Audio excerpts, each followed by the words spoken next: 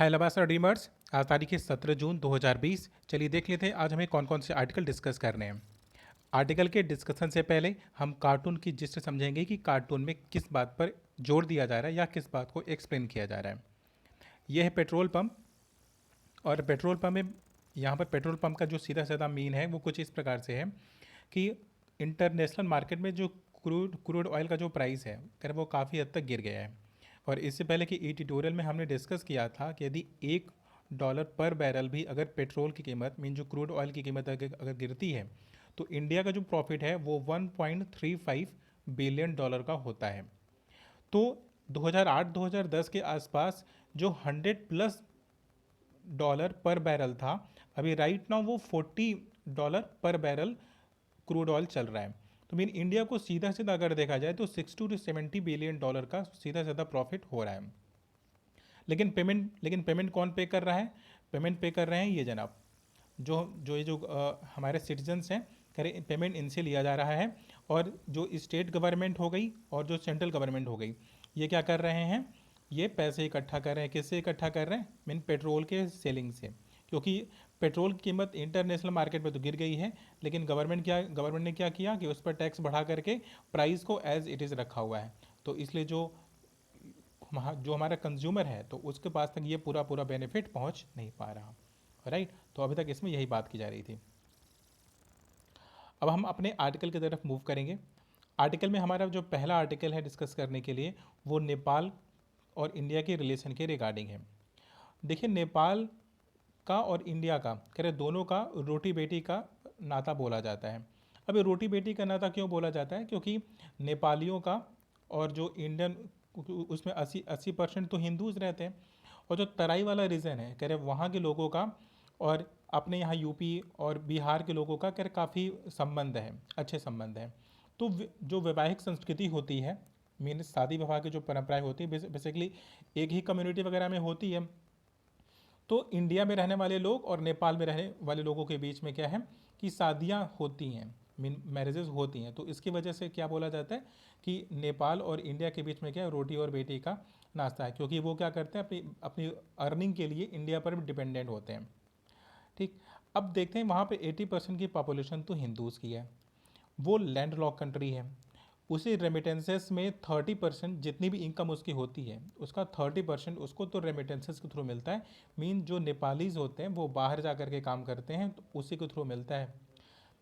नेपाल का इंडिया के साथ एक गहरा नाता इस प्रकार से था कि आप अनुमान ये लगाइए कि पहले काठमांडू अगर जाना होता था तो सीधा बनारस से एक फ़्लाइट चलती थी और काठमांडू लेकर के जाती थी, और सबसे ज़्यादा प्रॉफिटेबल वो रास्ता हुआ करता था। लेकिन हुआ क्या कि बनारस से काठमांडू जाने वालों की संख्या गिर जाती है, तो इस वाले रूट को बंद कर दिया जाता है।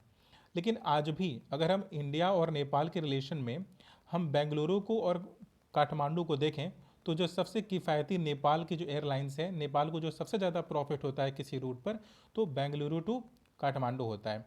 तो इससे इस बात से अंदाज़ा लगाया जा सकता है कि काठमांडू और बेंगलुरु, ठीक, तो इन दोनों के बीच में एक मेजर रिलेशन है। मीन एक प्रॉफिट होता है बेसिकली उनको। नेपालीज करते क्या है कि वहाँ की कोडिंग हो गया, लैंग्वेज हो गया, कंप्यूटर के लैंग्वेजेस हुआ, वो सीखते हैं और यहाँ पर आकर के बेंगलुरु में वो नौकरी करते हैं और सॉफ्टवेयर को बनाते हैं। और इंडिया क्या करता है? इंडिया सॉफ्टवेयर को एक्सपोर्ट करता है, क्योंकि इंडिया का सर्विस सेक्टर बहुत स्ट्रांग है और ये आईटी एंड कम्युनिकेशन टेक्नोलॉजी तो इंडिया का बहुत बेहतर है। तो नेपाल के साथ हमारे न केवल कल्चरल रिलेशन है बल्कि उनकी इकोनॉमी भी हम पर डिपेंडेंट है, और एक लंबे समय तक वो हमारे पर डिपेंडेंट रहे थे और आज भी हैं। नेपाल की जो कैपेसिटी है वो 40,000 मेगावाट तक बनाने की है। वहाँ मेन उनकी रिक्वायरमेंट है, वो उतना वहाँ पर प्रोड्यूस कर सकते हैं। लेकिन वो केवल 400 मेगावाट बिजली का उत्पादन करते हैं, बाकी उनको 600 मेगावाट इंडिया से खरीदना पड़ता है। तो इंडिया उनको बहुत ही सस्ते दर पर वो इलेक्ट्रिसिटी प्रोवाइड करवा देता है नेपाल को। नेपाल और इंडिया के बीच में बाउंड्रीज़ का बहुत ज़्यादा लेना देना नहीं है, बाउंड्रीज से पॉलिशिंग नहीं की गई है। मीन प्रॉपर जिस तरह से अदर बाउंड्रीज़ के साथ फेंसिंग की गई है, कह रहे हैं उस प्रकार की ना ही यहाँ पर कोई फोर्सेस डिप्लॉय किया गया है और ना ही प्रॉपर तरीके से फेंसिंग की गई है, सो दैट कि जो नेपालीज़ हैं वो इंडिया में प्रॉपर तरीके से आ सकें और जा सकें, और इंडियंस क्या करें वो नेपाल में आ सकें और जा सकें।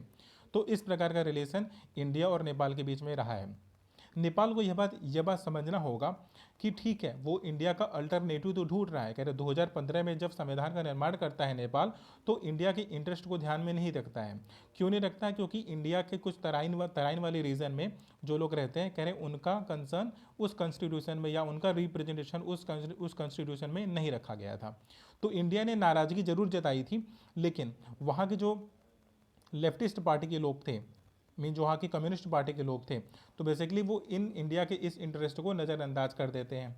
तो नेपाल में तराई वाले रीजन में रहने वाले लोगों ने मीन पूरी तरह से ब्लॉकेट लगा दिया कि अब इंडिया से नेपाल में कोई भी चीज़ों की सप्लाई नहीं हो पाएगी। तो 6 महीनों तो करीब आसपास कह रहे कोई भी सप्लाई हो नहीं पाता है, चाहे वो अनाज का हो चाहे वो तेल का हो, मीन सप्लाई चेन पूरी तरह से रुक जाता है।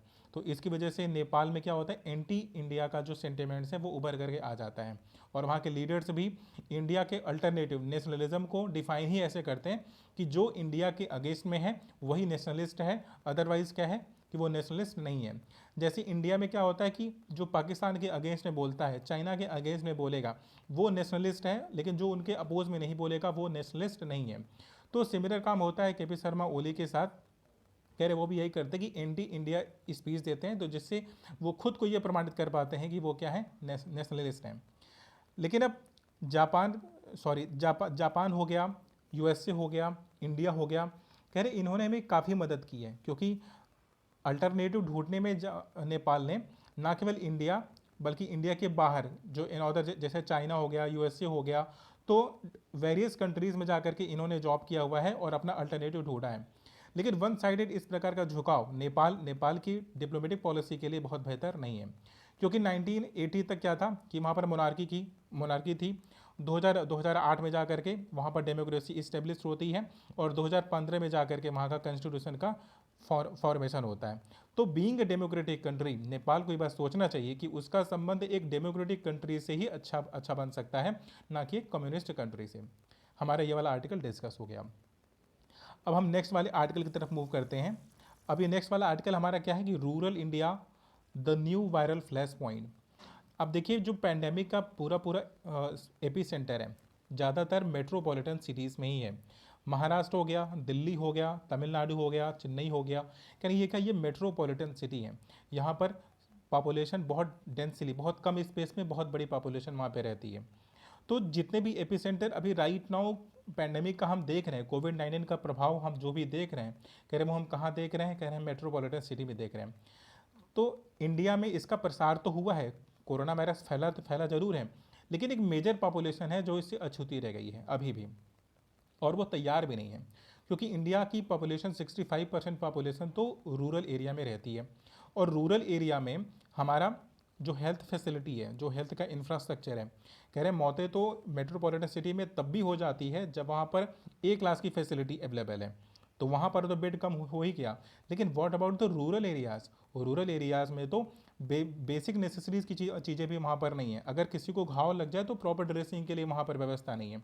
तो ऐसे समय में अगर कोरोना वायरस वहाँ पर फैलने पाया, और जैसा कि आईसीएमआर के कुछ जो डॉक्टर्स हैं वो कहते हैं कि ये नवंबर में अपने पीक पर होगा ये कोरोना वायरस, तो कहने ये बहुत क्रिटिकल टाइम है हमारे लिए। कह रहे जब अनलॉक 1 खुल गया है, लॉकडाउन खुला है, तो लोग शहरों से गाँवों की ओर जा रहे हैं, तो देयर आर द चांसेस कि गाँवों में क्या हो जाए कि कोरोना वायरस फैल जाए। और चूँकि 65% पॉपुलेशन गाँवों में रहती है, तो काफ़ी हाई रिस्क में है, और वहाँ का जो हेल्थ इंफ्रास्ट्रक्चर है, कह रहे वो भी बहुत बेहतर नहीं है।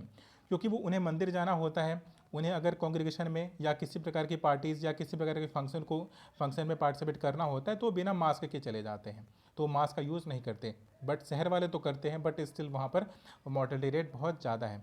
तो कह रहे हैं हमें अपना समय गंवाना नहीं चाहिए। हमें करना क्या चाहिए, हमें चाहे प्रिंट मीडिया हो गया, चाहे ऑडियो मीडिया हो गया, चाहे रेडियो हो गया, कह रहे हमें इन्फॉर्मेशन गाँवों तक पहुँचानी होगी कि उनकी ज़िंदगी, उनके परिवार की ज़िंदगी उनके हाथ में है।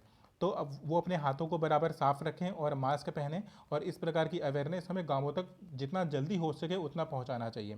क्योंकि जब एक बार गांवों में चीज़ें अगर फैल जाती हैं तो फिर आप उसे रोक नहीं सकते, क्योंकि कम्युनिटी ट्रांसमिशन बहुत तेज़ी से होता है। ठीक है, और गाँवों में क्या है कि मॉनिटरिंग और हमारा रेगुलेशन कह रहे हो भी नहीं पाएगा। ठीक है, तो ये वाला आर्टिकल भी हमारा डिस्कस हो गया। नेक्स्ट वन आर्टिकल जो हमारे पास डिस्कस करने के लिए है वो तमिलनाडु ने किया क्या है कि लॉकडाउन को फिर से लागू कर दिया। अब लॉकडाउन को फिर से क्लोज करने में तमिलनाडु ने एक चीज़ों में मेन पूरा पूरा ध्यान रखा। ध्यान क्या रखा, किस बात का? बोला कि जब पूरी तरह से लॉकडाउन कर दिया गया था तो जो बेसिक नीड वाली चीज़ें थी, कह रहे वो भी अवेलेबल नहीं हो पा रही थी। तो गवर्नमेंट ने लॉकडाउन के पीरियड में भी स्टील को, जिसका जिसका कि सप्लाई चेन हमेशा बना रहना चाहिए, उसको क्या किया था कि बेसिक नेसेसरीज की चीज़ों में डाल के रखा हुआ था। तो उसकी तो मैन्युफैक्चरिंग हो ही रही थी उस टाइम भी। तो अभी तमिलनाडु ने किया क्या कि ट्रांसपोर्टेशन फैसिलिटीज़ को कुछ और काफ़ी रेगुलेशन के साथ कुछ बेसिक बेसिक चीज़ों को पूरी तरह से फैसिलिटेट करके लॉकडाउन को फिर से लागू कर दिया है। ठीक है, ताकि वहाँ पे सोशल डिस्टेंसिंग का पालन करवाया जा सके, और भी वेरियस काइंड ऑफ जो फैसिलिटी है वो प्रोवाइड करवाते हुए वो लॉकडाउन को फिर से लागू कर रहे हैं। ये तमिलनाडु का केस है। नेक्स्ट आर्टिकल हमारे पास डिस्कस करने के लिए है कोटा केस। कोटा केस कुछ इस प्रकार से कि देखिए 2013-14 के बाद से नीट का एग्ज़ाम होने लगता है मेडिकल कॉलेज में एडमिशन लेने के लिए। लेकिन जब से ये नीट का एग्ज़ाम आया है तो हमेशा होता है कि जब भी किसी एक बोर्ड का सिलेबस अगर किसी कॉम्पिटिटिव एग्ज़ाम में डाल दिया जाएगा तो उस बोर्ड के बच्चे को थोड़ा सा तो एडवांटेज मिल ही जाएगा। जैसे अगर सीबीएसई पैटर्न पर अगर कोई परीक्षा आयोजित करवाई जाती है तो एक बच्चा है जो सीबीएसई बोर्ड से पढ़ करके गया है, करे उसको तो थोड़ा एज मिल ही जाएगा, उसको तो फेवर मिल ही जाता है। तमिलनाडु की शिकायत भी यही है, कह रहे कि हमारे यहाँ रीजनल लैंग्वेज में पढ़ने वाले जो बच्चे हैं, कह रहे हमारे यहाँ के जो बेस्ट इंस्टीट्यूट हैं, कह रहे उसमें एडमिशन नहीं ले पाते हैं क्योंकि उनको नीट का एग्ज़ाम क्वालिफाई करना होता है और नीट का सिलेबस पूरी तरह से सीबीएसई के पैटर्न पर है और वो सेंट्रल गवर्नमेंट का मीन बेसिकली बोर्ड है। तो स्टेट बोर्ड के जो पास आउट बच्चे होते हैं, कह रहे उनके साथ तो ये पूरी पूरी पार्शलिटी हो जाती है क्योंकि वो जो पढ़ते हैं, कह रहे उसके पैटर्न पर पेपर नहीं बनाया जाता है और ऑल इंडिया लेवल का जो एग्ज़ाम करवाया जाता है वो सीबीएसई पैटर्न पर करवाया जाता है। अभी तक यूनिवर्सल बोर्ड तो पूरी इंडिया में हुआ नहीं है कि पूरे पूरे कि कोई भी स्टेट हो वहाँ पर एक ही प्रकार की किताब चलेगी। वेरियस स्टेट हैं, वेरियस सिलेबस है और वेरियस इंस्टीट्यूशंस हैं। तो उनका बोलना क्या है कि हम क्या करेंगे कि हम अपने स्टेट के जो हमारे कॉलेजेस हैं, हमारे पास जो बेस्ट के कॉलेजेस हैं, क्योंकि साउथ में मेडिकल के बहुत अच्छे अच्छे कॉलेजेस हैं, तो लेकिन अब नीट के अंडर में आने के कारण वो पूरी पूरी तरह से नीट के द्वारा भर दिए जाते हैं और वहाँ के जो स्टेट के जो रीजनल लोग हैं, कह रहे उनको चांस नहीं मिल पाता है। तो इसी वजह से तमिलनाडु ने बोला क्या कि 7.5% का हम क्या देंगे, हम कोटा देंगे अपने लोगों को। हमारा अगर स्टेट का कॉलेज है तो उसमें 7.5% कोटा हम रीजनल लोगों को हम दे देंगे। राइटर कहते हैं कि ये जो मेडिकल कॉलेजेस और नीट एग्ज़ाम वगैरह का जो बहाना लिया जा रहा है ना, कह रहे हैं नेक्स्ट ईयर होना है असेंबली का बेसिकली इलेक्शन होना है, तो इसकी वजह से ये पूरा गेम खेला जा रहा है कि हम आपको इतनी सीट देंगे, हम आपको उतनी सीट देंगे, जबकि इसका वास्तविकता से कोई लेना देना नहीं है। अगर एक पैटर्न पर अगर एग्ज़ाम हो रहा है तो everyone have to give that exam, right. तो हमारा ये वाला आर्टिकल डिस्कस हो गया।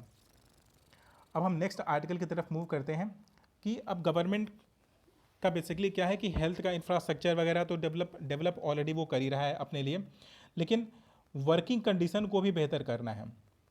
कौन सी कंडीशन को? वर्किंग कंडीशन को। हम ये वाला आर्टिकल डिस्कस कर रहे हैं, for better condition of work. अब इसमें केस क्या है यहाँ पर कि जो कोऑपरेटिव सोसाइटीज़ होती हैं वर्क करने के रिगार्डिंग, कह रहे हैं वो अभी क्या है कि उतना ज़्यादा एम्पावर्ड हुई नहीं है। लेकिन राइटर के अकॉर्डिंग, राइटर कहती क्या है कि एक अपॉर्चुनिटी है, किसके पास? कह रहे इंडिया के पास एक अपॉर्चुनिटी है कि रूरल एरिया में अगर कोई माइग्रेंट पर्सन आ गया है तो अब वो वापस शहर में तो जाना चाहता नहीं है। अब वो शहर में नहीं जाना चाह रहा तो फिर भी उसे रोजी रोटी तो चाहिए चाहिए। कह रहे हैं हम ऐसे काम भी तो कर सकते हैं। कह रहे हैं जिस प्रकार का अमूल हमारे पास एक एग्जाम्पल है, कह रहे हैं अमूल ने जिस प्रकार से खुद को स्ट्रेंथन किया था, कह रहे हैं उस प्रकार से हम वेरियस सेक्टर्स में भी काम कर सकते हैं। जैसे कि अगर कोई टेक्सटाइल इंडस्ट्री है तो वो करती क्या है कि सूती कपड़े बनाएगी और उन कपड़ों से काफ़ी, जैसे मास्क हो गया, छोटे कपड़े हो गए, ये सारी चीज़ें बनवानी होती। तो हम क्या कर सकते हैं कि छोटे छोटे महिलाओं का एसएचजी का ग्रुप फॉर्म कर लें और हम उनको टास्क दे दें कि आप ये क्या करोगे, आप इस प्रकार के कपड़े को फॉर्म करोगे और आप सीधे मार्केट में उसे सेल कर दोगे। और जब डिसेंट्रलाइज के फॉर्म में मीन जब ये मैन्युफैक्चरिंग गाँवों से होनी स्टार्ट हो जाएगी तो होगा क्या कि जो एम्प्लॉयबिलिटी है, कह रहे वो सीधे सीधे बढ़ जाएगी और इस एम्प्लॉयबिलिटी का जो सीधे ज़्यादा फायदा होगा वो इंडियन इकोनॉमी को भी होगा। ठीक, और कुछ वक्त के लिए इंडिया आत्मनिर्भर भी बन जाएगा। अब फिर वो बीड़ी का भी एग्जांपल देते हैं, कहते हैं कि महिलाएं बीड़ी तो बनाती हैं बट मिडिल मैन आ जाता है और मिडिल मैन बीच का जो पैसा होता है, बीच का जो प्रॉफिट होता है, कर वो खा जाता है। और समटाइम होता यूँ है कि उन्हें सेक्सुअली डिमांड को फुलफिल करना होता है, अदरवाइज उनके वेजेस उनको नहीं दिए जाते हैं। और इस प्रकार की बीड़ी के जो कारोबार होते हैं उन्हें हज़ार हज़ार बंडल के फॉर्म में उनके उनके यूनिट के फॉर्म में दे दिया जाता है। तो कह रहे वो तो काम भी करते हैं, बट वेज के लिए उनका क्या होता है कि एक्सप्लॉयटेशन भी होता है। कह रहे अगर हम ऐसा कर दें कि उनकी उनकी पूरी पूरी कनेक्टिविटी उनको एक कॉपरेशन में जोड़ दें और सीधा वो मार्केट में अपने प्रोडक्ट को लॉन्च कर सकें, तो इससे होगा क्या कि उनको सीधा ज़्यादा प्रॉफिट होगा और उनका पूरा पूरा वेज भी उनको मिल जाएगा। तो इससे उनका क्या होगा कि इनकम बढ़ेगी, और इनकम बढ़ेगी तो वो एक्सपेंस कर पाएंगे, और इससे इंडिया की जीडीपी को भी बहुत ज़्यादा फायदा होने वाला है। तो जितने भी रेलिवेंट आर्टिकल थे मैंने वो सारे आर्टिकल हमने डिस्कस कर लिए हैं। Thank you so much for watching the video.